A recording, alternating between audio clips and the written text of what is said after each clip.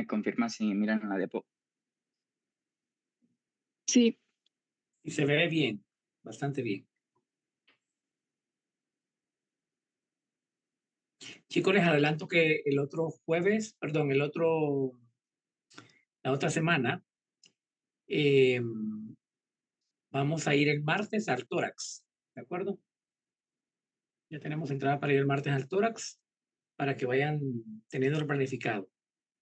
Creo que martes y jueves vamos a ir al tórax, para ver la parte práctica. Ok. Bueno, ya, doctor. Cuando quiera. Bueno, ok. Buen día, compañeros, doctor presente. El día de hoy, bueno, soy Raúl Perino y el día de hoy les voy a estar con mi compañero Ricardo Castillo, les vamos a estar compartiendo un poco de información acerca de lo que es el tema de la fiebre tifoidea. Siguiente diapo, por favor. Bueno, vamos a empezar con lo que es la definición de la enfermedad.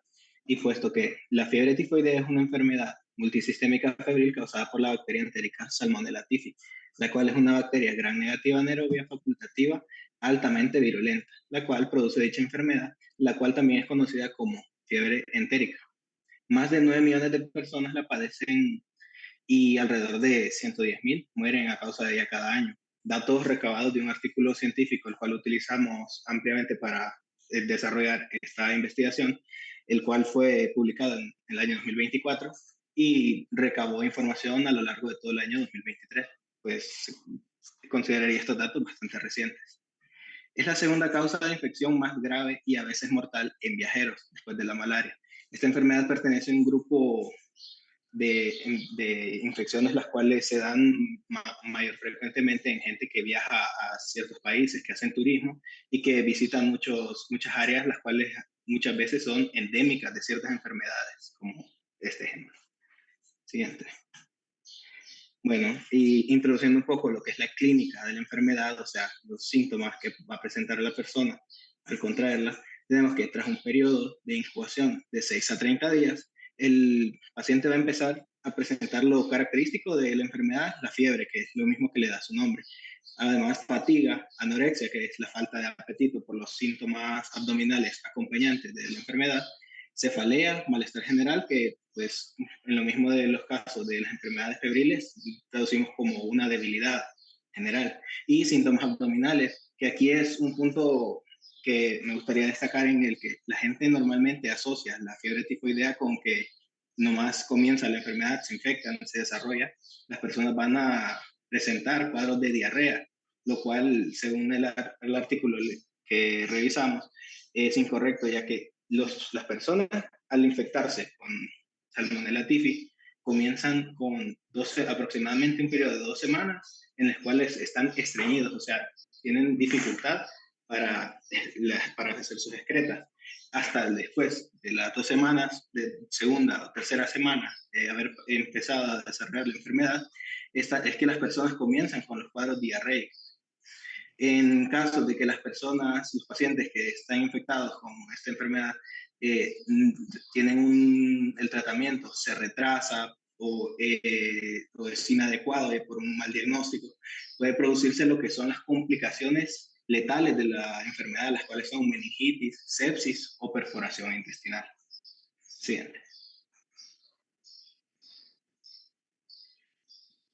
En cuanto a lo que es la epidemiología de la fiebre tifoidea, tenemos que es una enfermedad que tiene una mayor prevalencia en países del sur y sudeste asiático, en los cuales, de hecho, es la causa la principal y mayor y más mortal causa de bacteremia en lo que son los pacientes que están ingresados por infecciones en estas áreas.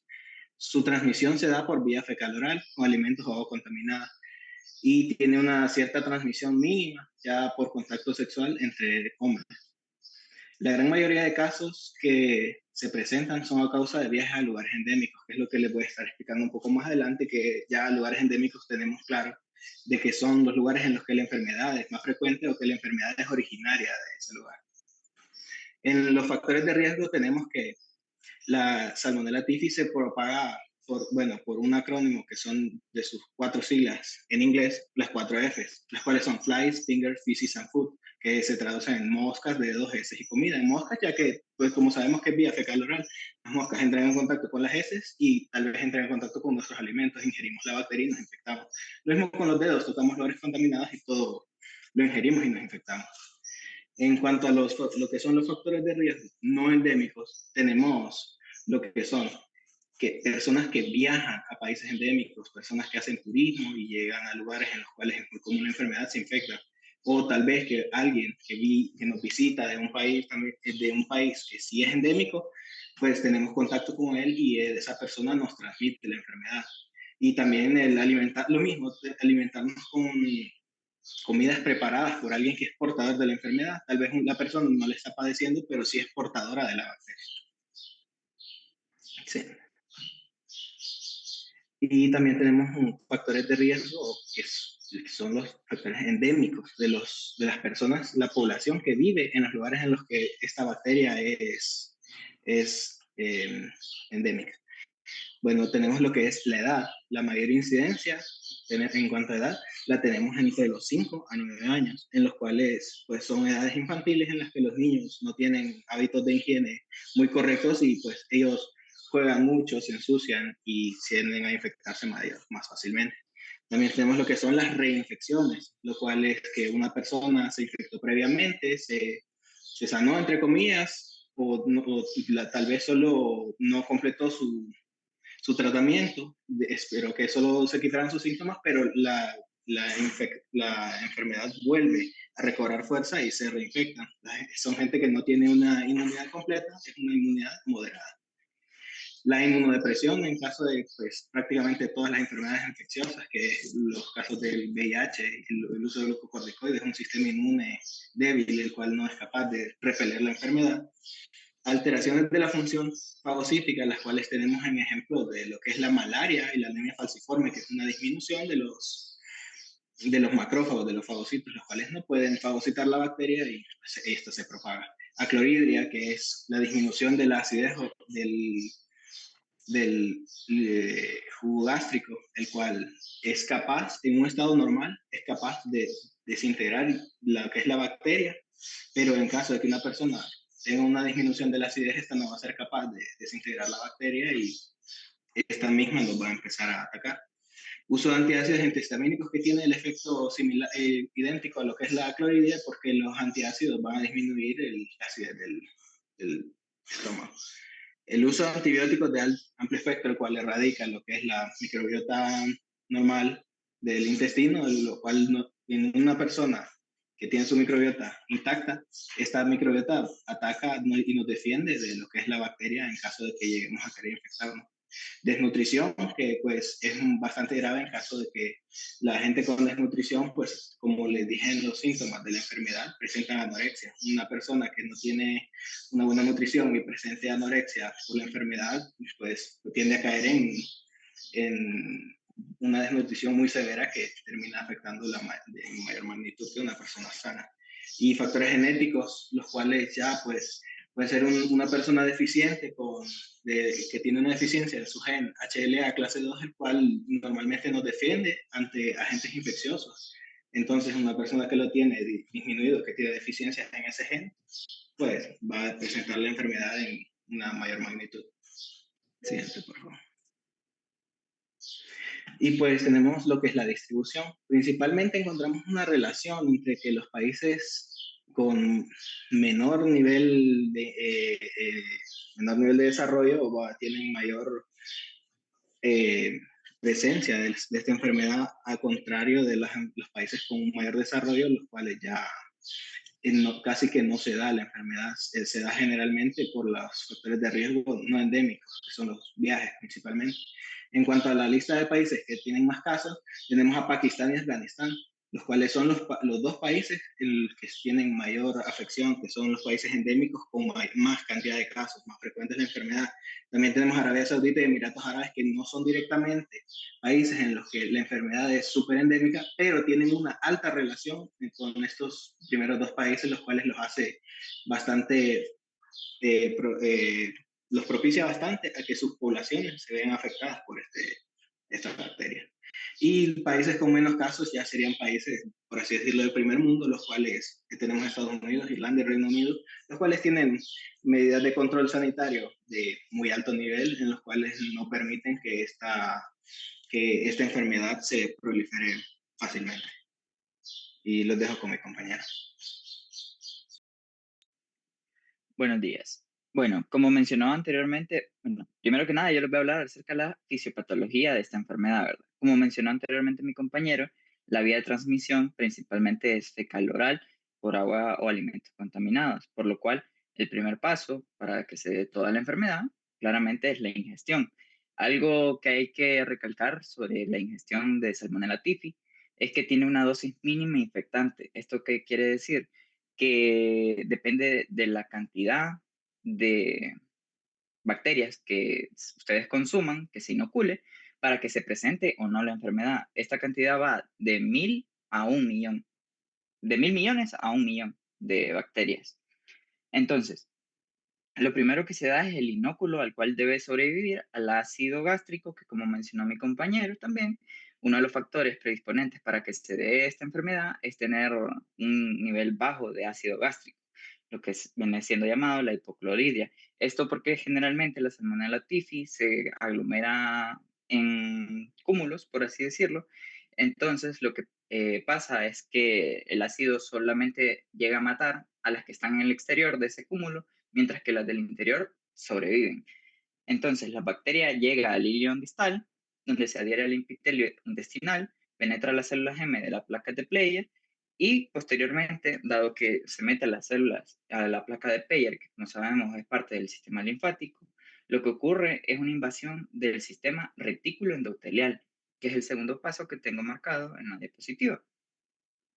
Este invasión del sistema retículo endotelial, pues es básicamente, vienen los macrófagos, quieren fagocitar a la bacteria, pero la bacteria tiene lo que vendría siendo diferentes mecanismos de protección, como por ejemplo la proteína BI, la cual es su cápsula, la cual le permite sobrevivir en el interior de estos macrófagos. ¿Qué es lo que sucede?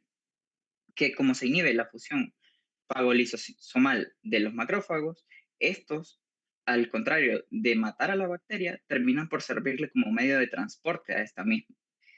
Por lo cual, los macrófagos infectados posteriormente terminan migrando hacia ganglios linfáticos, hígado, vaso y médula ósea, produciendo una bacteremia primaria. Posteriormente, la bacteria sigue multiplicándose en el sistema retículo endotelial dentro de los macrófagos.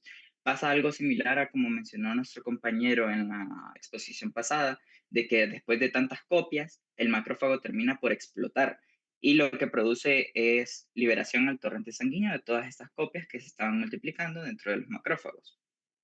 Esto lo que nos produce es una bacteremia secundaria, que esta es importante recalcar porque cuando se produce la bacteremia secundaria coincide con el inicio de la sintomatología clínica de la enfermedad, que dentro de las cuales pues vimos estaba la fiebre sostenida, hay también activación de interleucinas como la interleucina 1 y 6, el factor de necrosis tumoral alfa, y también hay una bradicardia relativa. Algo interesante de la fisiopatología es que puede seguir otro camino alterno, que es el estado de portador crónico, en el cual hay pacientes que incluso después de tratamiento, el cual ya lo vamos a ver, incluso después del tratamiento siguen portando la bacteria y en cultivos puede seguir apareciendo la bacteria aún después de tratamiento y de haber pasado la enfermedad. En el diagnóstico tenemos principalmente esta bacteria se diagnostica por medio de cultivo, además de la clínica, claro, que como mencionó mi compañero, pues están los síntomas característicos de ella. Ahora, de laboratorio tenemos lo que son principalmente el mielocultivo, hemocultivo, coprocultivo, urocultivo y una técnica que se llama Widal. La técnica de Widal realmente no es tan recomendada porque, como pueden ver, la sensibilidad es baja, la especificidad es muy variable también, por lo cual el gold standard realmente termina siendo el hemocultivo. A pesar de que ustedes pueden ver de que el mielocultivo es positivo desde el comienzo de la infección y tiene una mayor sensibilidad, este no se toma como gold standard debido a su alta invasión. No es práctico hacerle un mielocultivo a todas las personas. No es práctico estar tomando biopsia de médula cuando se puede tomar una simple muestra de sangre que tiene una sensibilidad y es una especificidad alta a partir de la primera semana.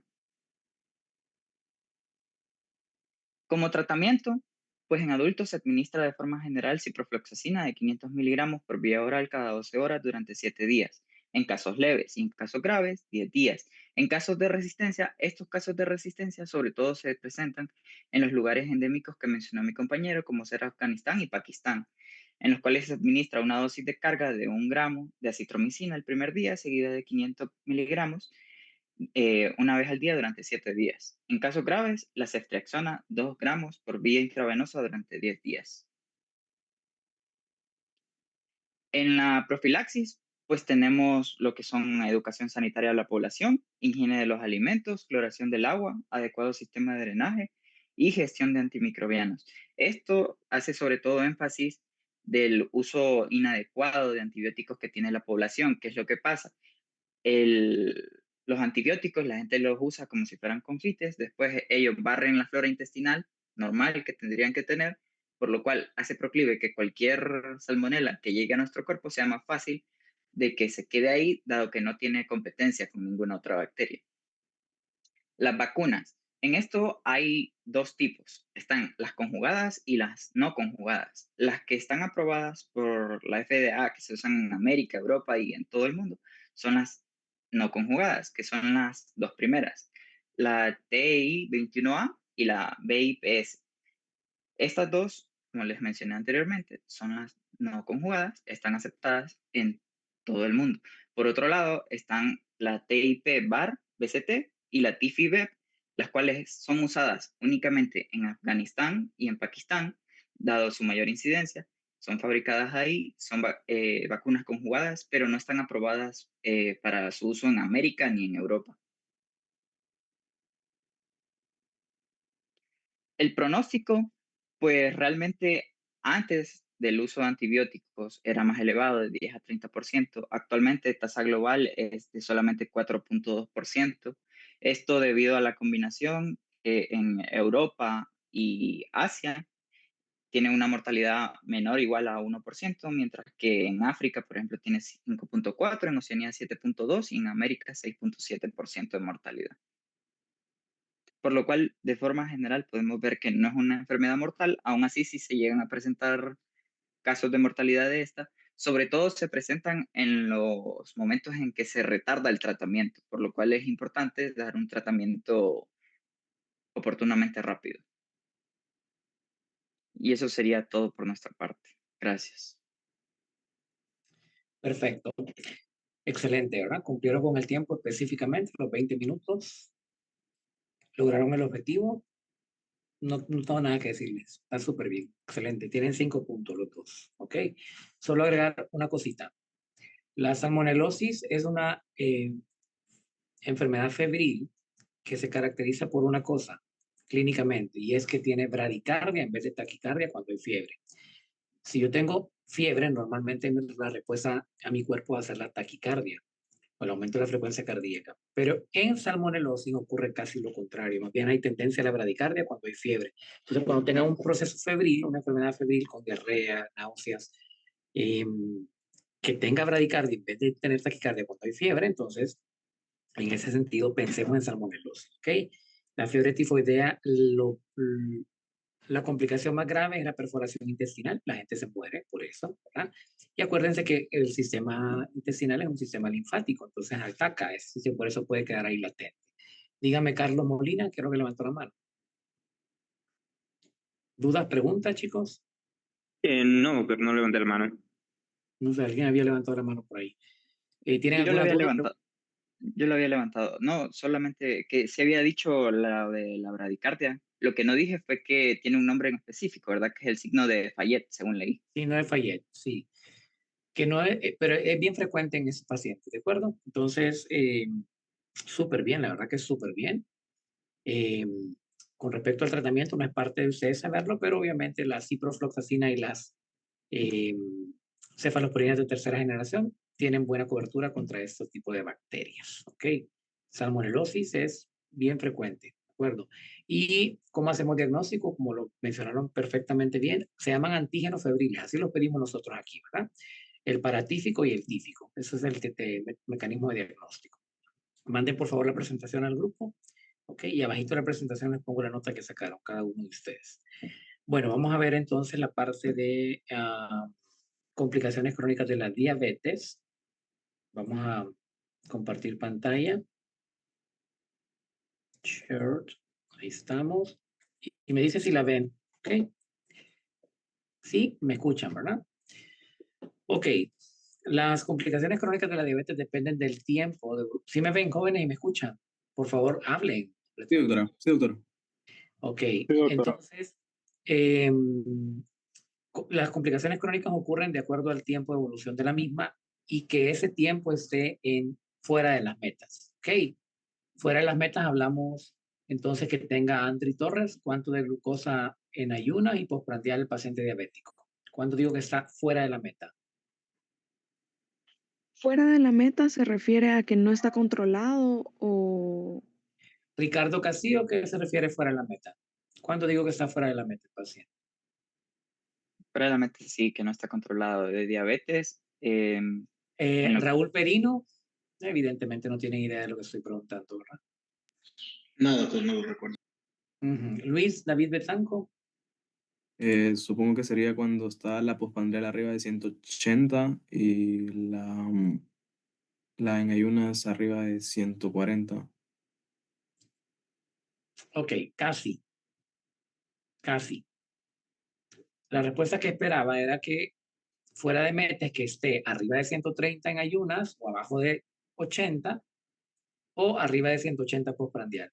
Recuerden que las metas de tratamiento de un paciente diabético es 80, 130 en ayunas y menos de 180 postprandial.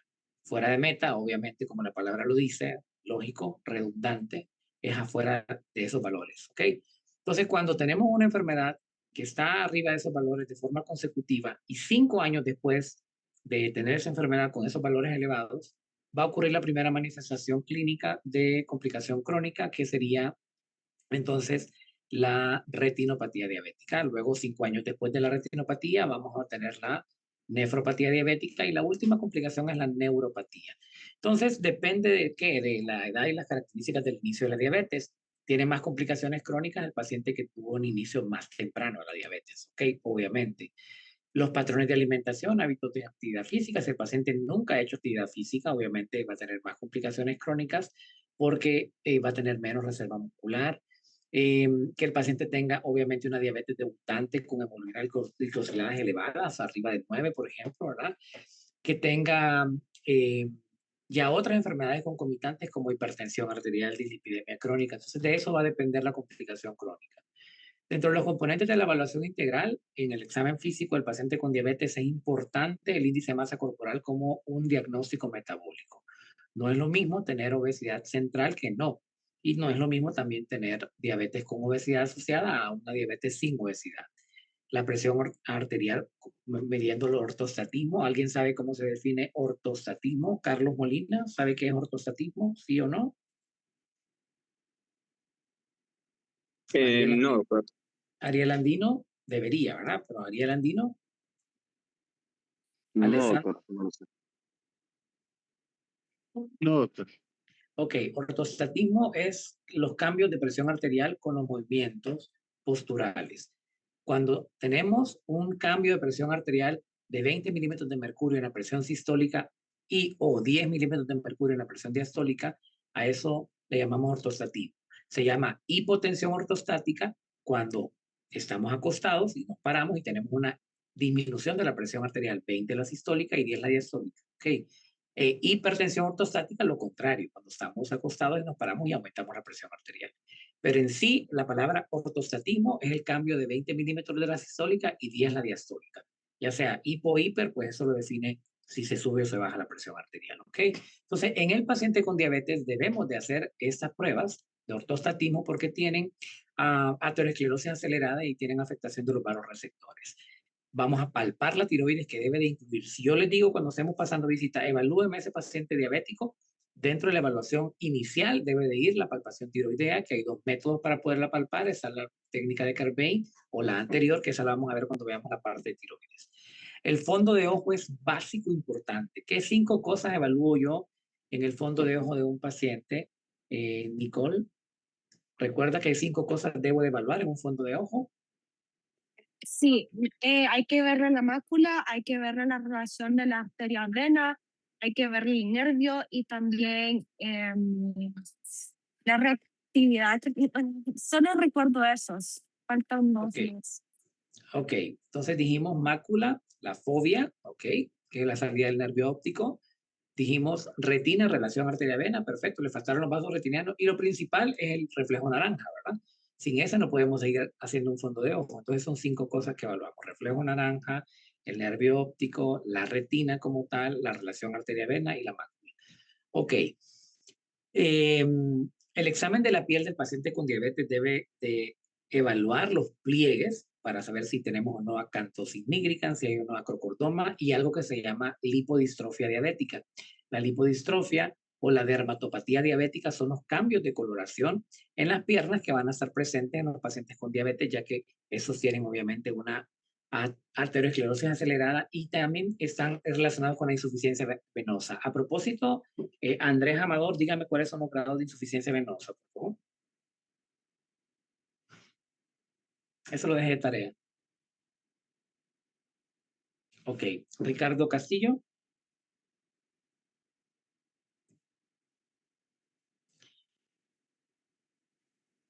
El nivel 0, bueno, sí, el 0 es sin signos visibles o palpables, el 1 son telangiectasias, el 2 son varices, 3 son edema, en el 4 hay cambios cutáneos, hay hiperpigmentación, atrofia blanca, en el 5 son úlcera venosa cicatrizada y en el 6 úlcera venosa activa. Excelente. Entonces, la insuficiencia venosa grado 4 se confunde mucho con la dermatopatía diabética, porque son los cambios de coloración, esa coloración oscura de las venas, para que lo tengan presente. ¿Ok? Jóvenes, los que no hacen tarea o no responden, les voy bajando puntos, ¿verdad? No se sorprendan si tienen de vinculación, que son 10 puntos, 2 o 1, después al final de la clase. ¿Ok? O al final de la rotación. Entonces, el examen integral de los pies, que vamos a incluir entonces aquí, la evaluación que se llama monofilamento, que esa se la vamos a enseñar más adelante, ¿verdad? ¿Qué se hace con el monofilamento para saber si tiene o no tiene riesgo de neuropatía diabética? Y con los exámenes laboratoriales, pues vamos a pedir obviamente la hemoglobina glicosilada para darle seguimiento al paciente. La meta de tratamiento de hemoglobina glicosilada en un paciente diabético depende de la edad. Todo paciente diabético con menos de 65 años debe tener una hemoglobina glicosilada menor de 6.5. Eso lo tienen que fijar en su conocimiento. Y el paciente mayor de 65 años debe tener una hemoglobina glicosilada menor de 7. ¿Por qué somos un poco más permisibles con los adultos mayores? Porque la hipoglicemia es la que produce más mortalidad. La hipoglicemia produce más muertes por eventos cardiovasculares que la hiperglicemia. Entonces, en los adultos mayores, no pretendo que tenga, una hemoglobina glicosilada de 5, ¿verdad? Más bien eso me preocuparía porque estaría muy baja. Entonces, la meta de tratamiento de la hemoglobina glicosilada, repito, menos de 65 años es menos de 6.5 y para los mayores menos de 7. ¿Ok? Hay que hacer perfil lipídico en esos pacientes para poder valorar si tiene o no tiene dislipidemia mixta, pruebas de función hepática como la TGO, TGP. Recuerden que las pruebas de función hepática incluyen la bilirrubina, los tiempos de coagulación, las proteínas totales, la creatinina sérica y la tasa de filtrado glomerular, que la vamos a sacar con el peso y la talla, y el perfil tiroideo. O sea, esto que dice aquí en laboratorio son los exámenes que ustedes le tienen que mandar a hacer a un paciente diabético. ¿Ok? Cada 3 o 6 meses, porque son los parámetros metabólicos que vamos a evaluar.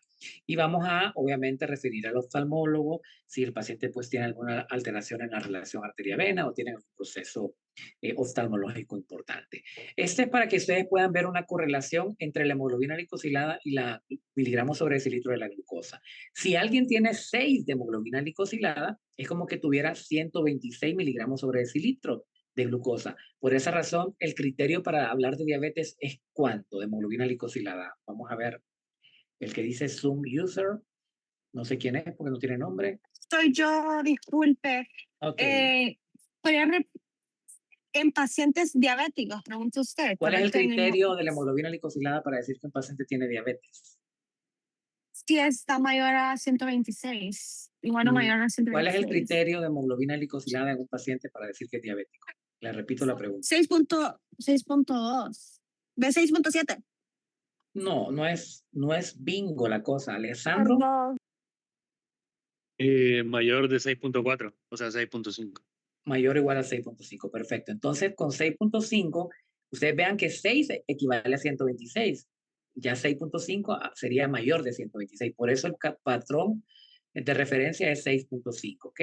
Pero vean cuando alguien tiene 9 de hemoglobina glicosilada, es como que tuviera 212 de glucosa. Y aquí ya hay afectación renal. Por eso 9 es el determinante que tomamos para iniciar insulina en un paciente. Bueno, este es un caso clínico típico que llega a la consulta, un paciente de 56 años, diabético ya diagnosticado, hipertenso diagnosticado, tratado con glibenclamida, que es un sulfoniluria, con metformina 500 miligramos, enalapril 10 miligramos 2 veces al día, eso significa PID. Refiere dolor ardoroso en ambos pies con sensación quemante y hormigueo de 3 meses de evolución. Además, desde hace 3 meses, disminución de la agudeza visual y estreñimiento de 2 meses de evolución. Al examen físico tiene una presión arterial de 130/80 con una frecuencia cardíaca de 100, una frecuencia respiratoria de 24, una temperatura de 38, pesa 80 kilos, tiene estatura de 1,50 con una cintura de 110 centímetros. En el ojo derecho no se logra realizar fondo de ojo porque tiene opacidad de medios. En el ojo izquierdo se observan exudados algodonosos con formación de nuevos vasos sanguíneos. Cardiopulmonar está normal.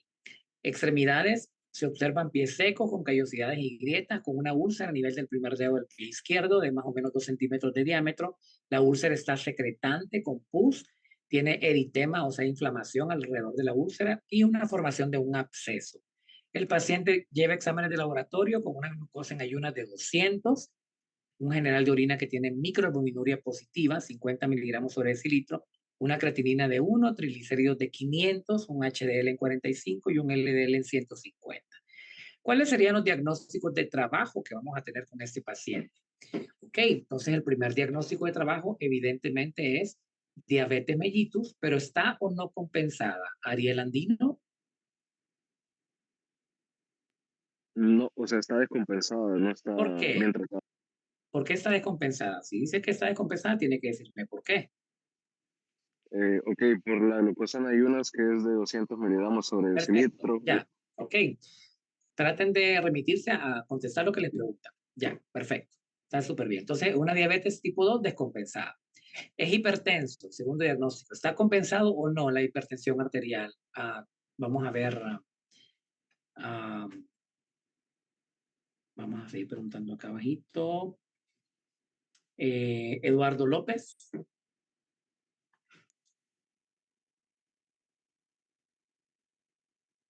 Perfecto, entonces tiene hipertensión arterial compensada. Ok, este paciente, ya vamos a hablar después de los mecanismos de acción de los medicamentos, que se las dejé de tarea, ¿verdad? Para que vamos más adelante. Aparentemente tiene diabetes compensada, y esa descompensación de la diabetes obviamente hizo que tuviera complicaciones crónicas. Ese paciente tiene todas las complicaciones crónicas de la diabetes. Tiene neuropatía diabética, tiene retinopatía diabética y tiene diabética probablemente, no sé. Entonces,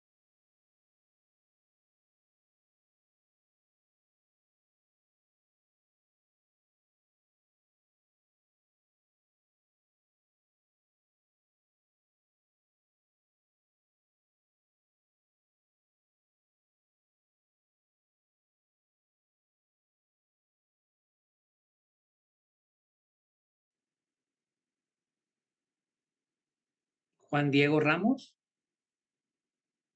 Sepsis es el síndrome inflamatorio sistémico más una infección. Ok, ¿tiene ese paciente eso? Pues no veo dónde dice sobre la infección, no sé. El absceso no es una infección. Es que un absceso es como una cosita extra. Obvio, ¿verdad? Evidentemente el paciente está séptico, tiene una infección que es un absceso lleno de pus, bacterias, más 38 de temperatura, más 100 de frecuencia cardíaca. O sea, tiene un síndrome de respuesta inflamatoria sistémica más un cuadro infeccioso. Entonces está séptico ahora con ese pie. ¿De acuerdo? Referente a el diagnóstico metabólico, ¿qué tiene ese paciente con el diagnóstico metabólico inicial? Pesa 80 y mide unos 50. ¿Cuál es el diagnóstico metabólico? Recalcúlenlo, por favor.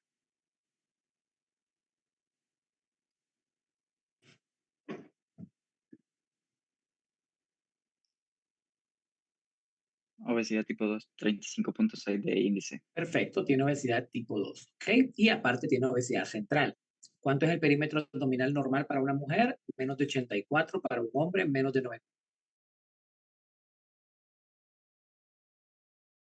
Entonces, aparte de tener obesidad, tiene obesidad central, ¿ok? ¿Cuánto tiene de filtrado glomerular el paciente? Calcúlenselo, por favor. El filtrado glomerular. Ahí tienen la creatinina, tienen el peso, ¿ok? Y tienen la edad, que son los 3 parámetros que yo necesito para calcular el filtrado glomerular.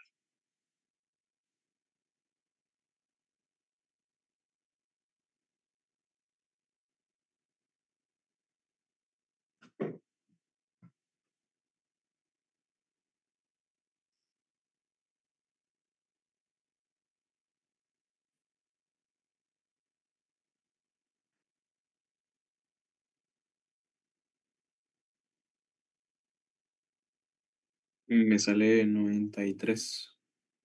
¿Alguien más lo hizo? A mí también me sale 93, doctor. Ok. ¿Tiene enfermedad renal crónica? No. No, evidentemente no, ¿verdad? No, parece que está compensando. Obviamente tiene hipertriglicemia severa, ¿verdad? Arriba de 150 es anormal los triglicéridos. Tiene un HDL para él, debería estar arriba de 45, y un LDL, obviamente, para él que es diabético, debería estar en 70, no en 100. Entonces tiene hipercolesterolemia, se llama dislipidemia mixta, pero eso lo vamos a ver después.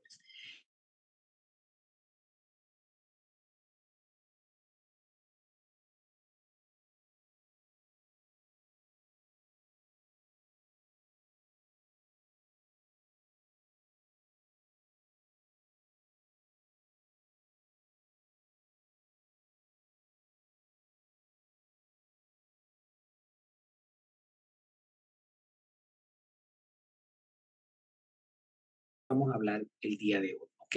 Se llaman complicaciones crónicas o microvasculares de la diabetes, cuando ocurren 5 años después de que el paciente esté descompensado. Por eso es importante tener un control estricto de la glucosa, porque con solamente bajarle la glucosa al paciente reducimos 47% la retino, 39% la nefropatía diabética, 54%, perdón, la nefropatía diabética, y el tratamiento intensivo hace que el paciente gane más tiempo de vida, ¿ok? Obviamente tiene menos síntomas, ¿verdad? Tiene más calidad de vida, ¿ok? Y por eso es importante en los diabéticos, y yo soy bien estricto con mis pacientes, ¿ok? Porque no me interesa que solo estén con medicamentos, me interesa que estén bien controlados para que tengan más años de vida. Esa es la relación de la hemoglobina glicosilada asociada a la cantidad de glucosa. Entonces, los diabéticos tienen 25 veces más riesgo de tener ceguera, ¿ok? No una ni 2 veces, 25 veces más riesgo de tener ceguera. Y la causa más importante de ceguera en los diabéticos es la retinopatía diabética. ¿Por qué les hablo de esto? Porque el paciente con diabetes puede tener otras complicaciones oftalmológicas. Puede tener catarata, puede tener glaucoma, puede tener diplopia, pero la más mala, o sea, la más letal, sería la retinopatía porque es la que causa ceguera. ¿Cómo la vamos a identificar? Primero, con disminución de la agudeza visual, el paciente va a sentir sensación de mosca volante, va a tener fosfeno, dolor ocular, puede tener diplopia, ¿verdad? Pero lo más característico es ese paciente que dice, ya no veo, me cuesta ver, veo turbio, veo borroso, veo mosquitas volando. Ojo con eso, si es diabético, lo más frecuente es que tengamos una retinopatía diabética. Los factores de riesgo es que tenga más de 5 años de tener diabetes, que tenga hiperglicemias crónicas, que esté fuera de las metas, que ya haya una nefropatía por otra causa también, es más frecuente, por ejemplo, que sea hipertenso, ¿verdad? Esto entonces ya me va a condicionar a que el paciente tenga nefropatía. ¿Qué vamos a hacer nosotros como médicos de primera instancia? Evaluarlo y enviarlo al oftalmólogo. Lo más importante para poder tratar la retinopatía diabética, al igual que todas las demás complicaciones crónicas de la diabetes, es hacer que la glucosa esté dentro de las metas. Si yo tengo la glucosa alta, yo le puedo dar todos los medicamentos del mundo y jamás va a mejorar el paciente. Le puedo cambiar la retina 1000 veces y jamás va a mejorar. Lo más importante es tener al paciente dentro de las metas de tratamiento. Stephanie, ¿me puede cargar el celular, por favor? Ok, la clasificación entonces de la oftalmopatía puede ser retinopatía, que es la más frecuente y la más letal, como les dije, puede tener cataratas, puede tener glaucoma o alteraciones de la córnea. Importante esta parte que esté en moradita. Todos los pacientes diabéticos, idealmente todos, deberían de tener una evaluación con el oftalmólogo. Todos. La primera vez que llegan a su consulta, usted les va a mandar al oftalmólogo para poder definir si hay o no algún grado de retinopatía y si existe, si esta es no proliferativa o proliferativa. Si ustedes se fijan, la retinopatía diabética no proliferativa tiene microneurismas vasculares retinianos, ¿ok? Y eso es importante para mí como médico porque yo ya sé que don Juan, que es diabético, no puede hacerme pesas, porque si hace pesas tiene microneurisma y va a tener un desprendimiento de retina. Entonces, la gente obviamente es como animalitos en cuerpo de persona, ¿verdad? Por eso yo les digo que los Terian ya existen.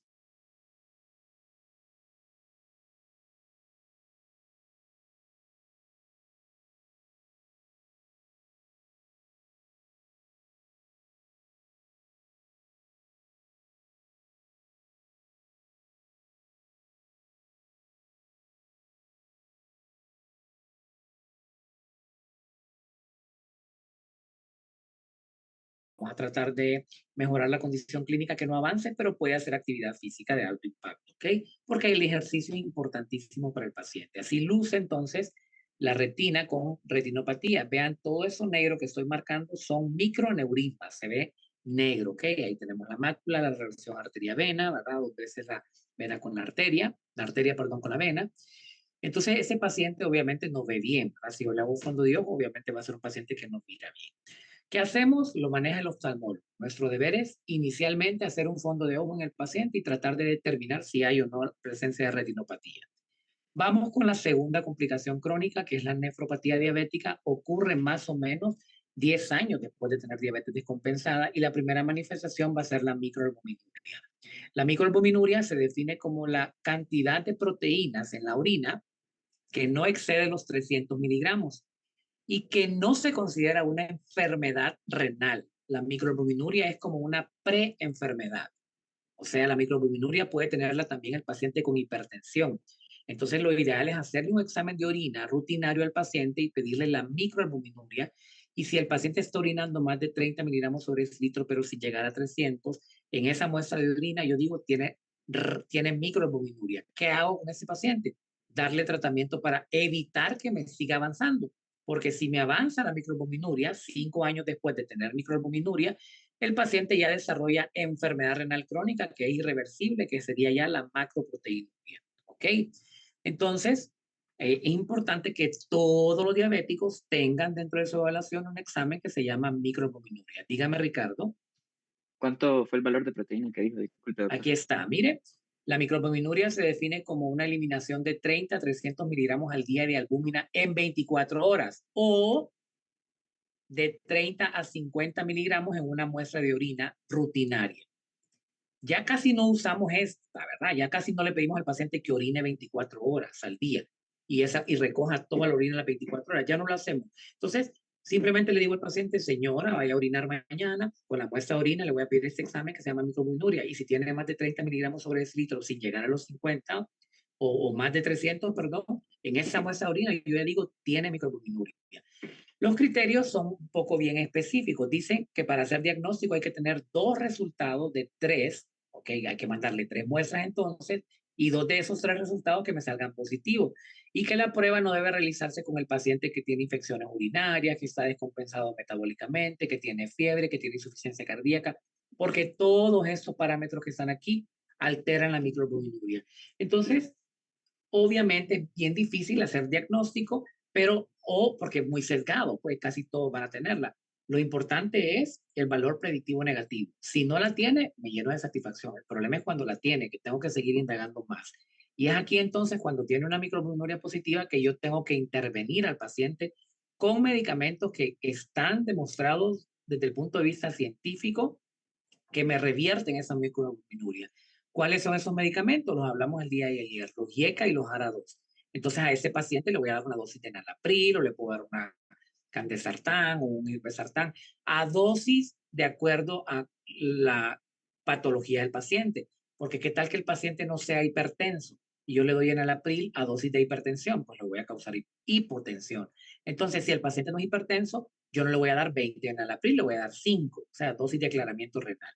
Si el paciente ya es hipertenso, entonces le doy la dosis completa del fármaco. Entonces, pregunta de examen, ¿cuál es la conducta terapéutica a seguir con la microalbuminuria? Entonces, dar manejo con IECA o ARA2. Ese examen no es para ustedes, ¿verdad? Es para pregunta de examen de eterna, incluso de la vida, pero deben de saberlo por qué. El tratamiento entonces de la nefropatía diabética es, primero, control estricto de la glucosa, mantener al paciente dentro de las metas. Control de la presión arterial, que esa está desfasada, porque recordemos que el control de la presión para el diabético es menos de 130/80. Vamos a darle administración de inhibidores del IECA, o ahora como les mencionaba, tratar la dislipidemia, ¿ok? Y restringir las proteínas. ¿Cuánto es lo normal que necesitamos comer de proteínas nosotros al día? Lo normal que todos nosotros necesitamos comer de proteínas son 0.8 gramos por kilogramo de peso. Saquen, por favor, ustedes cuánto necesitan al día de proteínas. Y me da alguien un valor para explicarle más o menos cómo funciona la cosa. 0.8 gramos por kilogramo de peso. Eso es lo que ocupan de proteína al día. ¿Alguien? Yo, doctor, 41.6. Entonces, Andy ocupa 41 gramos de proteína al día para poder vivir su vida, ¿ok? Porque Andri no hace ejercicio. Ahora, si Andri fuese atleta, entonces yo esos 0.8 lo voy a multiplicar por 1.2, por un factor de conversión, porque ocupamos un poquito más de proteína para poder ejercer más musculación. O si Andri de pronto me dice, yo quiero aumentar de peso, entonces ya no va a comer 0.8, sino 1.2 gramos de proteína. Pero 41 gramos de proteína, para que tengan una idea, una pieza de pollo trae 16 gramos. Un huevo trae 8 gramos. Entonces, Andrew ocuparía al día 2 piezas de pollo y 2 huevos para poder tener las proteínas que ocupa ahí en el día. ¿Ok? En el paciente con diabetes que ya tiene una nefropatía, vamos a bajar esos gramos a 0.6. Ya no le va a comer 0.8, sino va a comer 0.6 gramos de proteína. Entonces, sí, señora, ya no coma tanta proteína. Y en el que ya tiene diálisis, más bien a ese hay que aumentarle a 1.2. ¿Ok? Entonces, llevamos aprendidos algunos requerimientos. ¿Cuánto de agua ocupamos al día? 40 ml por kilo. ¿Cuánto de proteína ocupamos al día? 0.8 gramos por kilogramo. De forma basal, si usted quiere aumentar la proteína, pues aumenta un poquito el requerimiento proteínico necesario, ¿ok? Ahora, cuando ya el paciente tiene enfermedad renal crónica, pues la vamos a clasificar de acuerdo a las guías KDOQI o KDIGO, ¿ok? KDOQI, aquí están las guías. Esas guías son las que determinan los grados de enfermedad renal crónica. Tenemos enfermedad renal crónica la 0, que es cuando tenemos más de 90 sin factores de riesgo. La 1 es cuando el paciente tiene más de 90 del filtrado glomerular. Por ejemplo, el paciente del caso clínico que vimos tiene enfermedad renal crónica estadio 1, porque tiene más de 90 de filtrado glomerular, pero tiene enfermedad, ¿de acuerdo? Entonces él tiene estadio 1, no tiene enfermedad renal crónica en ese momento como tal, pero ya tiene el factor de riesgo y tiene un filtrado glomerular mayor de 90. Cuando el paciente, póngale que ese señor tuviese 1.2 de creatinina, saquémosle por favor el filtrado glomerular al paciente del ejemplo, tiene 56 años y pesaba, ¿cuánto pesaba, chicos? Vamos a ver aquí. 80. Ahí está, miren, pesa 80 kilos, pónganle que en vez de 1 tenga 1.2, ¿ok? Y tiene 56 años. Entonces, ¿cuánto tiene? 77, doctor. Entonces, ¿en qué estadio estaría ese paciente? Sería un estadio 2 de enfermedad renal crónica. Tendría enfermedad renal crónica estadio 2, ¿ok? El estadio 3 es el que va de 30 a 60, el 4 es el que va de 15 a 40, y menos de 15 de filtrado glomerular es indicativo de diálisis. O sea, todo paciente con enfermedad renal crónica que tenga menos de 15 de filtrado glomerular, pues hay que decirle, mire, ya usted su riñón tiene una enfermedad renal crónica avanzada, ya ocupamos meterlo en un sistema dialítico que sea diálisis peritoneal o hemodiálisis, ¿ok? Cualquiera de las dos. Entonces, esos son los grados de enfermedad renal crónica. ¿Quién? Luis, una pregunta. ¿Un paciente de estadio 4 puede revertirse a estadio 3? Fíjense que con las nuevas modalidades o con los nuevos fármacos que tenemos, hay algunos medicamentos que son sumamente bondadosos y puede llegar a revertir la enfermedad renal crónica o llegar a detenerla, ¿ok? Los GLP-1 también se usan en la actualidad para poder revertir enfermedad renal crónica, pero sí de acuerdo a los factores de riesgo. Entonces sí son reversibles una de la otra. Ahora, lo que no puede es pasar de una 4 a una 1, ¿verdad? Eso en la crónica, ¿ok? En la aguda, pues obviamente podemos revertir la enfermedad renal aguda. Entonces, también pueden pasar a un paciente que ya está en diálisis a etapa 4, ¿o no? No. Si ya tiene menos de 15, el paciente ya tiene diálisis, ya llegó a diálisis, porque ya con la etapa 4 es como conservadora, porque ya empieza la fase de la anuria. Cuando ya el paciente tiene anuria es porque el glomérulo ya necrosó. Entonces ahí va a ser más difícil que revive ese glomérulo. ¿Okay? Ya desde la 4 podría meterse diálisis, pero todavía en la 4 es un manejo conservador. ¿Okay? Entonces es evolutivo. La detección entonces inicial de la enfermedad renal crónica, el tamizaje debería ser la microalbuminuria. ¿Okay? Todos los pacientes diabéticos e hipertensos deben de tener por lo menos una vez en la vida una microalbuminuria. Las guías dicen de que se debe de preferir los IECA y los ARA2 en los pacientes que tienen diabetes o hipertensión como parte de su tratamiento para hipertensión, porque también revertimos la microalbuminuria, ¿ok? Entonces, IECA y ARA2 son como los ideales en esos pacientes. Bueno, vimos ya retinopatía diabética, vimos ya nefropatía diabética, que lo que hacemos es darle tratamiento intensivo para la diabetes, mejorar la condición de riesgo y disminuir algunos fármacos que son nefrotóxicos, como los AINES también. La neuropatía diabética es la inflamación crónica de los nervios con una amielinización debido obviamente a la enfermedad. ¿Por qué ocurre la neuropatía diabética? Los vasos sanguíneos están irrigados por pequeños los nervios, perdón, están irrigados por pequeños vasos sanguíneos. Eso se llaman vasos nervorum. Los vasos nervorum son los pequeñitos vasos sanguíneos que irrigan el nervio. Cuando el paciente tiene diabetes, como está la sangre hiperviscosa, ¿ok? Sobre todo, obviamente, si está descompensado, entonces va a tener isquemia el paciente y esos nervios se van muriendo. Y es ahí donde comienza primero la fase inflamatoria, que es donde el paciente va a tener dolor neuropático con ardor, sensación quemante, urente, como calambres. Luego, cuando ya el paciente tiene necrosis del nervio, que ya no siente nada, pues tiene anestesia, ya no siente el dedito, no siente la pierna. Y como no siente nada el paciente, entonces se puede herir, ¿ok? Y esa herida no va a sentir que la tiene, entonces esa herida, como no llega poca sangre a ese lugar, las bacterias empiezan a proliferar y ese es el mecanismo por el cual ocurre el pie diabético. Entonces, para que una persona tenga pie diabético, tiene que tener ya neuropatía diabética avanzada. ¿Ok? ¿Cuáles son las manifestaciones de la neuropatía? Pues las polineuropatías, las mononeuropatías, la neuropatía vegetativa o autonómica. ¿Qué es una neuropatía vegetativa? Para que podamos entender, hay dos grandes tipos de neuropatía. La periférica, que es cuando yo siento dolor y ardor en las manos, en los pies, y la autonómica, que es cuando yo no siento alguna movilidad interna secundaria a un proceso neurológico. Por ejemplo, que el paciente no sienta que tiene ganas de orinar, que se orine solito. Esa es una neuropatía vegetativa, porque se murieron los nervios que inervaban la vejiga. O que el paciente se infarte sin dolor. O que el paciente tenga estreñimiento o diarrea porque no sienta a qué hora se va a hacer, porque tiene neuropatía autonómica. Entonces, la neuropatía autonómica es la interna y la periférica, como la palabra lo indica, es la que está en los nervios periféricos. ¿Ok? Características de las neuropatías simétricas y son distales. ¿Ok? Es importante saber si son bilaterales o no para echarle la culpa a la gente, porque a veces hay ciatalgias, que son neuropatías por compresión del nervio ciático, que son unilaterales, ¿verdad? Entonces no voy a estarle echando la culpa yo a la diabetes por esa neuropatía. La polineuropatía simétrica distal, no me interesa tanto que aprendan esa parte jóvenes, pero deben de saber de que las neuropatías pueden ser polineuropatías, o sea, que afecten a todos los nervios, o solo autonómicas o solo periféricas. En la exploración física, por eso es importante hacer el examen físico neurológico, la sensibilidad vibratoria, ¿ok? La sensibilidad de reflejo en los tobillos, en las rótulas, que la vamos a hacer cuando hagamos el examen físico neurológico del paciente metabólico.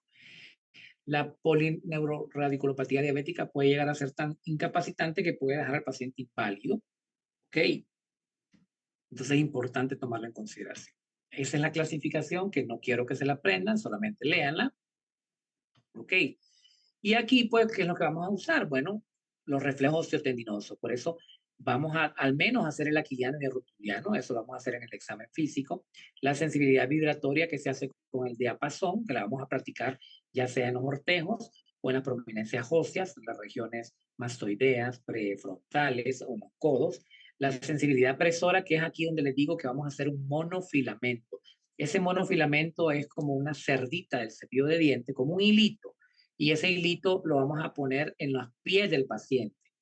Y vamos a usar 10 puntos, y si el paciente no siente ese hilito en 4 de esos 10 puntos, decimos que ya tiene un monofilamento positivo, que significa que el paciente tiene ya neuropatía. Ya les voy a explicar cómo se hace. Y también hacemos la sensibilidad dolorosa. Entonces, pregunta de examen, ¿cuáles son los procedimientos que se realizan en el paciente con diabetes desde el punto de vista para identificar neuropatía? Reflejos osteotendinosos, sensibilidad vibratoria, presor y dolorosa. Esa es la respuesta, ¿ok? Entonces, ¿qué es el monofilamento? Bueno, el monofilamento es este. Miren, este pelito, no existe en el monofilamento. Algunos martillos reflejos traen monofilamento. Usted lo puede hacer. Aquí puede ver lo que usted quiera. Son peluches si le quiere poner acá, ¿verdad?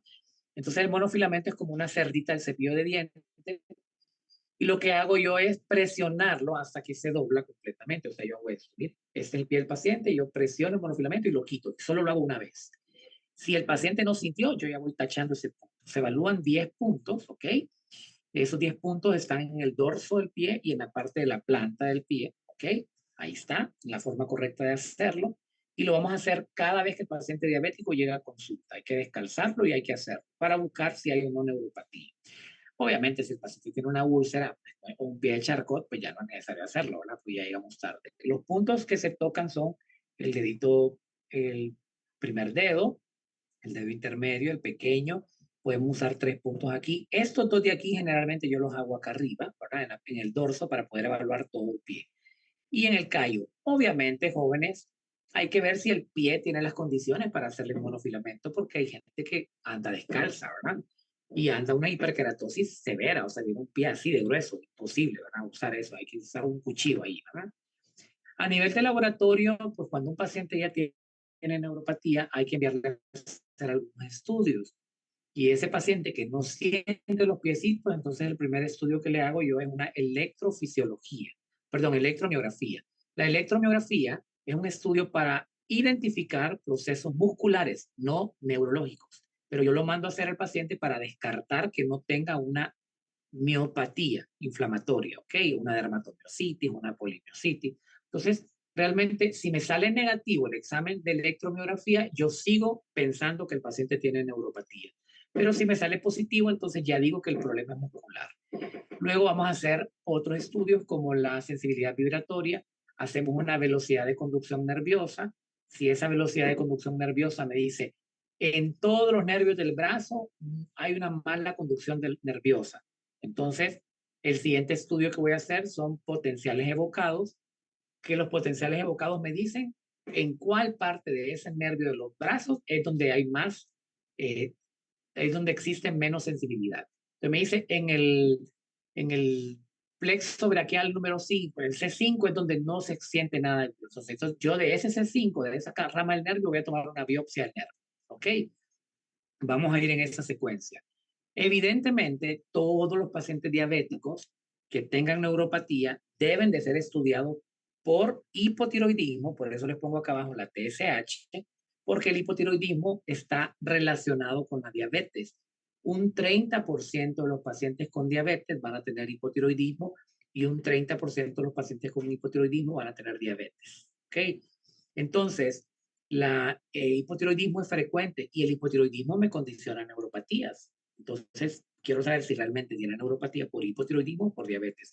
Y lo otro es que los pacientes con diabetes, sobre todo los que están usando metformina, tienen deficiencia de vitamina 12 porque llega un momento donde la metformina inhibe la absorción a nivel gástrico de la fusión de la factor intrínseco con la vitamina B12. Entonces, los pacientes que tienen más de 5 años de estar tomando metformina pueden llegar a tener neuropatías diabéticas, pero no realmente por la enfermedad, sino por el uso prolongado de metformina. Por eso, todo paciente con diabetes y neuropatía necesita tener en su evaluación clínica otro examen más, que son los niveles de vitamina B12. Solo a los diabéticos les sirven las neurobión y esas neurotropas, ¿ok? La gente que no tenemos diabetes no tenemos que estar tomando neurobión, ¿verdad? Eso no tiene nada de efectividad a menos que tenga usted deficiencia de vitamina B12. Entonces ahí están los estudios electrofisiológicos, la velocidad de conducción nerviosa, la electromiografía y los potenciales de acción evocados. Son los 3 grandes estudios para poder evaluar la neuropatía avanzada en los pacientes con diabetes. Hablamos un poquito de la sensibilidad vibratoria ya y cómo la tratamos, que no es parte de la clase, en su objetivo, pero quiero que sepan que se tratan con, número 1, lo primero es normalizar los niveles de glucosa. Si se fijan en las 3 complicaciones, lo primordial es normalizar niveles de glucosa. Número 2, podemos dar al paciente suplementos como neurotropas. Se le da vitamina B12, ácido fólico, vitamina B6. Vamos a eliminar el consumo de alcohol porque obviamente es una sustancia neurotóxica. Y le vamos a dar antineuropáticos, desde los antidepresivos tricíclicos como la mitriptilina hasta los gabapentínicos, ¿ok? La pregabalina, la gabapentina, la duloxetina. Si el paciente tiene mucho dolor, pues vamos a usar AINES. Y si tiene mucho dolor, pues podemos usar algunos esteroides en la fase aguda. Ahí están algunos de los fármacos, ¿ok? La neuropatía diabética vegetativa, como les mencioné, es la que afecta a los nervios internos. ¿Cómo la voy a diagnosticar? Pues por los síntomas que va a tener el paciente. Si el paciente me dice, doctor, estoy teniendo eructos después de que como, siento que la comida no digiero la comida y siento eructos y me da diarrea, pues probablemente el diabético tenga neuropatía autonómica digestiva. Si me dice, doctor, estoy sentado y siento que el corazón se me sale, tengo taquicardia, tengo arritmia o sudo, obviamente puede tener una neuropatía autonómica cardíaca, a nivel urinario también, el que no siente o que siente que se orina muchas veces. Vamos a evaluar la hipotensión ortostática, que ya les dije que era la hipotensión ortostática, para saber si tiene o no tiene el paciente, porque si tiene hipotensión ortostática, me va a suponer a mí que tiene una afectación vascular a nivel del plexo de las carótidas, ¿ok? Voy a tratar, obviamente, las enfermedades concomitantes que tenga. Si tiene estreñimiento, pues le voy a dejar medicamentos que me aumenten la motilidad gastrointestinal. Si tiene diarrea, pues le puedo dar medicamentos que disminuyan ese tránsito intestinal. Si tiene infecciones urinarias a repetición, pues vamos a hacer estudios, vamos a dar probióticos, ¿verdad? Para la parte urinaria, ¿ok? Si tiene disfunción sexual, pues vamos a tratar de manejar. Ese es algo bien frecuente en los pacientes con neuropatía. De hecho, es una pregunta bien frecuente que se tiene que hacer y que no la usemos por tabú. Pero el primer indicio que un paciente diabético tiene neuropatía es la disminución de la erección o la sequedad vaginal. Usted le pregunta a un paciente con diabetes, ¿usted tiene erecciones matutinas? Y le dicen, no, ya ese es un primer signo de que anda algo mal y que puede tener neuropatía. O a la mujer le puede preguntar, ¿usted tiene secreción vaginal o está con sequedad vaginal? Y le dice, sí, ese es un primer indicio de que tiene neuropatía diabética. Porque cuando ya lo preguntamos es cuando ya tiene dolor en las piernas, cuando ya tiene ardor, que ya llegamos tarde, ¿ok? Entonces tratemos dentro del examen físico de hacer esa evaluación siempre con el paciente y no solamente irnos dirigidos a darle tratamiento como tal, ¿ok? ¿Qué es el pie diabético? Por definición, es toda lesión que aparece en el pie de un paciente diabético a partir del tercio medio de la tibia hacia abajo, ¿ok? Entonces, del tercio medio de la tibia o de la chimpinilla, como ustedes lo conocen, para abajo, todas las lesiones que ocurran ahí en un paciente diabético se llaman pie diabético, ¿ok? Y hay que evaluarlas. Y de acuerdo a la profundidad, pues vamos a clasificar el pie diabético, que quiero que se aprendan esas 2 clasificaciones que les voy a dar, ¿ok?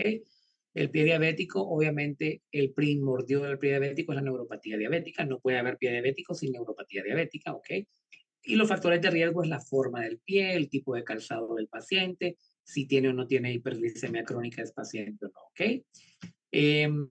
Aquí están los factores de riesgo, antecedentes de úlceras o amputaciones, que fume, que tenga enfermedad vascular periférica, que el pie sea normal, que tenga un alobaru, que tenga un juanete, ¿verdad? Como lo llaman, el sexo, que sea el sexo masculino. ¿Por qué razón? Porque los hombres pues, obviamente andamos zapatos cerrados más tiempo y tienen menos cuidado de los pies que la mujer. Entonces se detecta más rápido una lesión en un paciente de mujer. Ese es el pie de un paciente con diabetes. Si ustedes se fijan, todo eso rojito que se llama acá se llama dependent rubors. Eso es como el cuerpo empieza a crear nuevos vasos sanguíneos para poder compensar la falta de irrigación. Vean ustedes, ese dedito está morado y aquí esto lo más probable es que ese paciente ocupe amputación, ¿ok?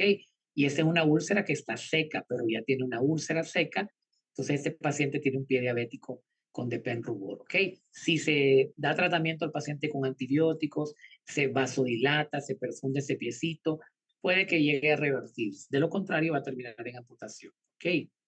Es importante sacar este índice tensional cuando hagamos el laboratorio de diabetes. Lo vamos a evaluar. ¿Cómo se saca el índice tensional? Bueno, la presión sistólica del malleolo entre la presión sistólica del húmero. O sea, usted le toma la presión al pie del paciente y ese valor lo va a dividir entre la presión arterial que le toma del brazo. Si ese valor es mayor o igual a 1, ¿ok? Entonces decimos que el paciente tiene un adecuado índice de tensional, pero si es menor de 0.3, vamos a decir que el paciente tiene una isquemia avanzada en ese pie. ¿Ok? Las dos clasificaciones que me interesa que aprendan de pie diabético es la de Wagner, pero esta fíjense que no, porque ya existe la de Wagner modificada. Entonces, Wagner porque es alemán, ¿ok? Donde estadifica el paciente en varios grados. ¿Recuerdan? Y les voy a recordar un poquito el paciente del caso clínico. Tiene una úlcera que está secretante, ¿de acuerdo? Pero que ya tiene también un absceso el paciente, o sea que ya afecta tejido blando. Dice que no tiene isquemia, ¿ok? No está isquémica la úlcera. Entonces, ¿qué grado de pie diabético tiene? Grado 0, cuando no hay lesión. Grado 1, una úlcera superficial que no llega a tejido celular subcutáneo. Grado 2, una úlcera profunda que penetra tejido celular subcutáneo, afecta tendones y ligamentos, pero no hay osteomielitis ni absceso. Grado 3, una úlcera profunda complicada con manifestaciones o que ya tiene absceso. Sería nuestro paciente, tenía una úlcera grado 3 de Wagner, ¿ok? Grado 4 cuando hay gangrena localizada y grado 5 cuando hay gangrena extensa. Y si usamos la clasificación de Texas, que a mí me gusta mucho más, vamos a tener 4 estadios y 4 grados. El estadio 0 es el paciente que tiene grado A, perdón, antes o después de una ulceración completamente cicatrizado, o sea que no hay una lesión evidente. Estadio 1, grado A, es el paciente que tiene una lesión superficial que no afecta tendones o huesos. El estadio 2 es una lesión que afecta tendones y la cápsula.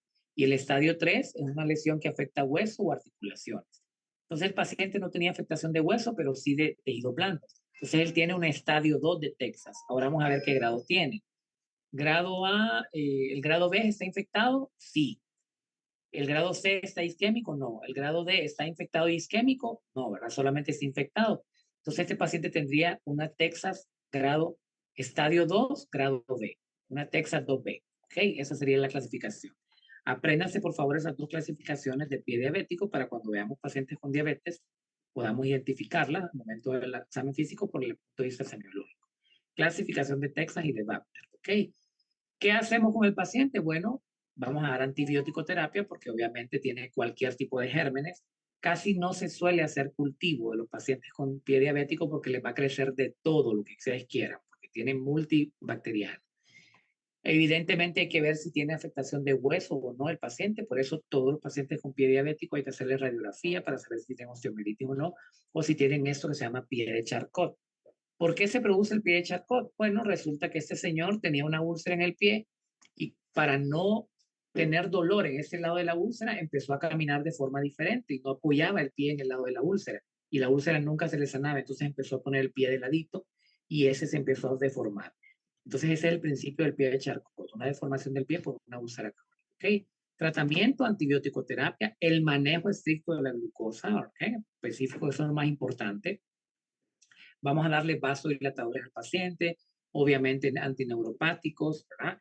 Y antibióticos que lo que más crece son gram negativos y gram positivos.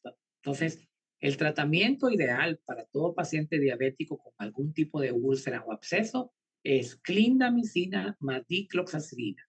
La dicloxacilina me cubre gram positivos y estafilococo y la clindamicina me cubre gram negativos y anaerobios. Entonces, esa es como la combinación perfecta inicial para darle tratamiento a un paciente diabético que tiene pie diabético.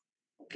Clindamicina y dicloxacilina. Si ya no mejora con eso después de 10 a 14 días, pues obviamente es porque algo está creciendo ahí que no es un simple germen gram positivo, gram negativo o anaerobio. Puede ser una pseudomonas o algún otro tipo. ¿Ok? Ahí está la recomendación de Harrison. Como les dije, clindamicina, dicloxacilina, ¿ok? Si es intravenosa, pues podemos dar clindamicina y podemos dar vancomicina si sospechamos aminoresistentes. ¿Ok? Ok, esa es la pirámide de éxito del paciente con diabetes. Que tenga menos de 70 de glucosa, perdón, de LDL. Para la población en general es menos de 100, para el diabético es menos de 70. Que tenga una microalbuminuria negativa, ¿ok? Que tenga un HDL mayor de 50 si es mujer o mayor de 45 si es hombre, triglicéridos menos de 150. O sea, esto no es solo para el diabético, yo creo que ese es como el paciente ideal, ¿verdad? Que tenga un excelente sistema dietético y un buen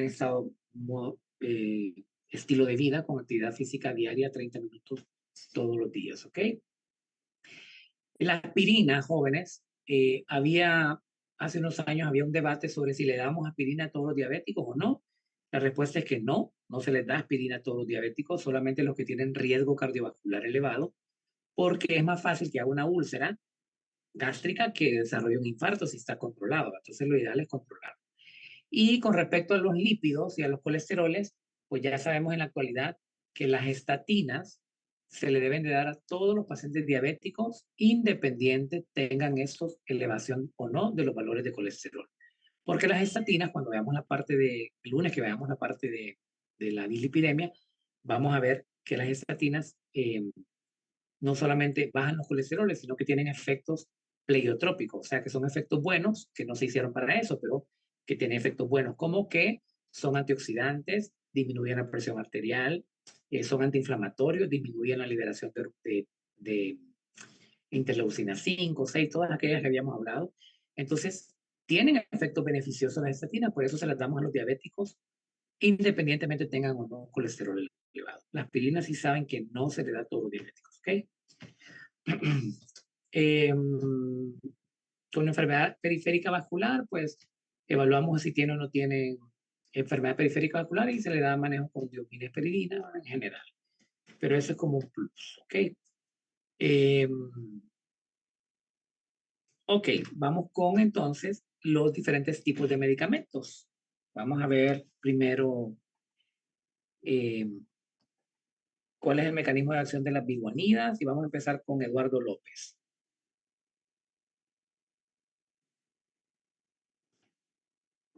Ok, López no hizo la tarea.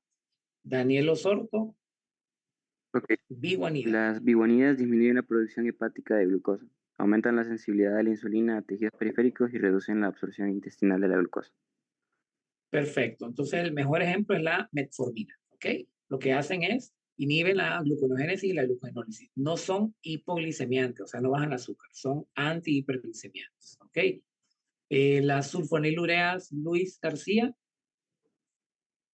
o sulfonilurias, ¿cuál es el mecanismo de acción? Las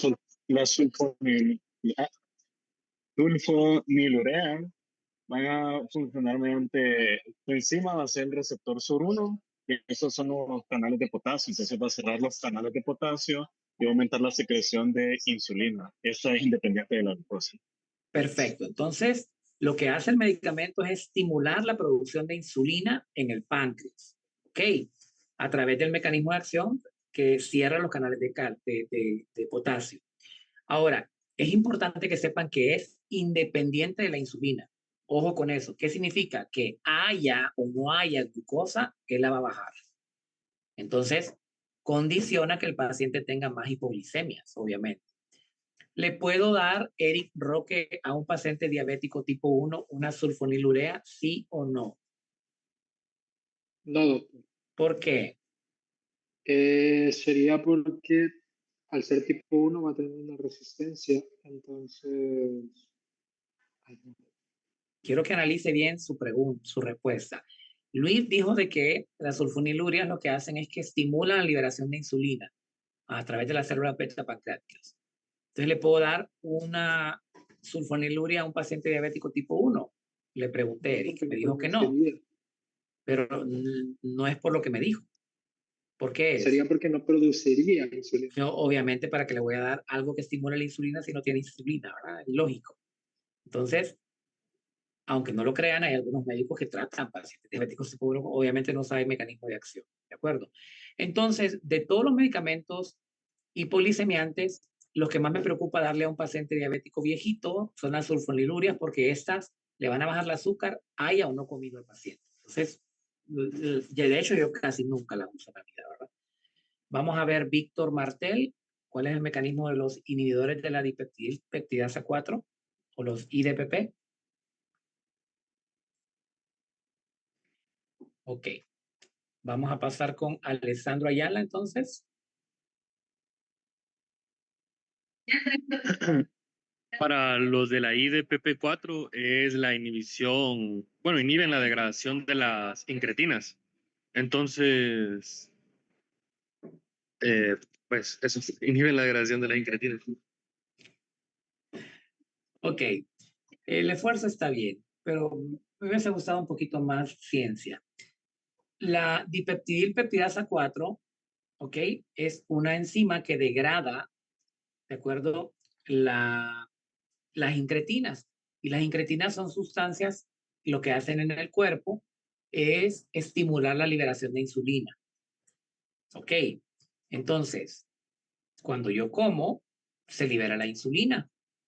Pero después de que yo ya comí y se liberó la insulina, mi cuerpo no puede seguir liberando más insulina porque entonces voy a bajar el azúcar y voy a pasar en hipoglicemia toda la vida.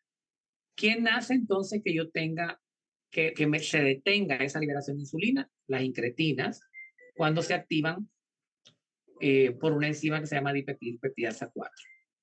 Entonces, los inhibidores de la IDPP4 lo que hacen es inhibir esa enzima. ¿Para qué? Para que entonces las incretinas no sean degradadas y empiecen a liberar, a liberar más tiempo en el cuerpo insulina, para que no haya glucosa alta, sino que siempre esté la insulina liberándose para que la glucosa se esté bajando y no se me acumule en el cuerpo. Entonces, lo que hacen los IDPP4 es inhibir esa enzima que normalmente degradaría las incretinas. ¿Ok? O sea que las dejan sueltas para que hagan su función por más tiempo y que hagan la liberación de insulina por más tiempo y que vayan bajando los niveles de glucosa. Ok. Vamos a ver, Ariel Andino, cuál es el mecanismo de acción de la SGLT2, los inhibidores de la SGLT2 o cotransportadores de glucosa GLU. Sí, ¿me escucha, doctor? ¿Sí? ¿Me escucho? Ok. Esto básicamente bloquean el cotransportador sodio-glucosa tipo 2 en lo que es el túbulo proximal. Entonces, esto lo que inducen va a ser una glucosuria y también va a disminuir lo que es una reabsorción de la glucosa básicamente renal. Estos también pueden ayudar en pacientes hipertensos y que son diabéticos. Perfecto. Ok, quiero que presten atención porque esos son uno de los medicamentos más importantes que existen para el manejo de la diabetes y la insuficiencia cardíaca y otras enfermedades. Ok, centrémonos en el glomérulo renal. Glomérulo renal. Okay. No tengo una foto del glomérulo. Pero déjenme ver si puedo buscar un glomérulo. Aquí, vamos a ver.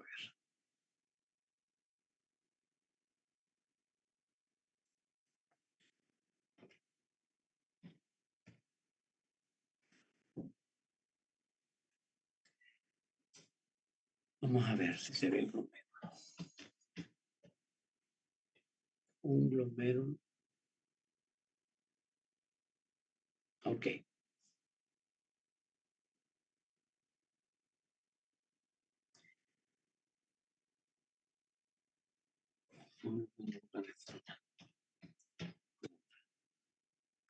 Bueno, chicos, ¿miran esa nefrona ahí?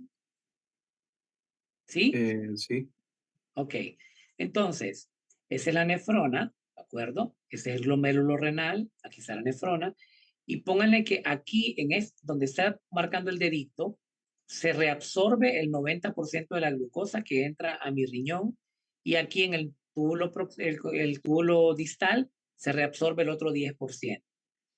Entonces, si mi cuerpo produce 200 miligramos de glucosa al día, obviamente no produce eso.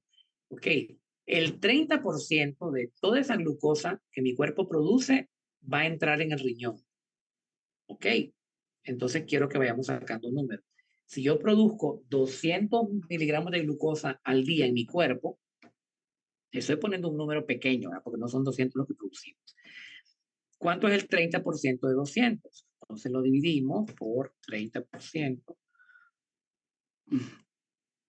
Son 60.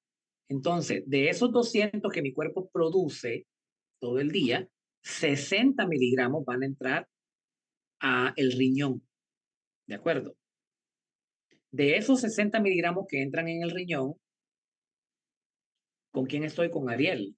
¿Quién fue el que leyó el mecanismo de acción? Sí, ¿verdad, Ariel? Sí, yo.